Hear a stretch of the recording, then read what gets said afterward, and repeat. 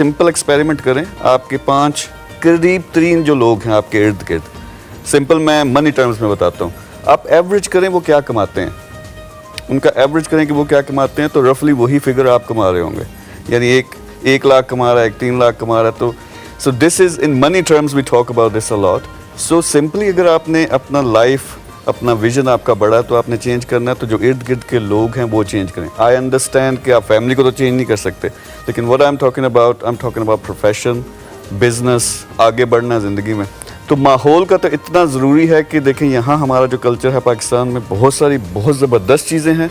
दूसरी साइड पे यूरोप की मैं बात करूँ तो मेरा एक्सपीरियंस है यहाँ का भी और यूरोप का। यहाँ फैमिली पे बहुत ज़्यादा फोकस है, लेकिन दूसरी तरफ वहाँ पे फैमिली ने इंडिविजुअल लाइफ पे ज़्यादा फोकस, यानी फैमिली चेंज नहीं कर सकते, तो मुझे पता, पर हमारे पाकिस्तान में लोग कर रहे हैं। नहीं जाते हैं न्यूयॉर्क, जाके फैमिली चेंज कर लेते हैं।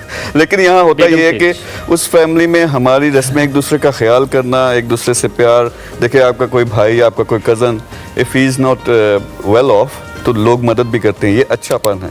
लेकिन दूसरी तरफ ऑलमोस्ट कम्प्लीटली इंडिविजुअल जो लाइफ है वो कई दफ़ा ख़त्म हो जाती है।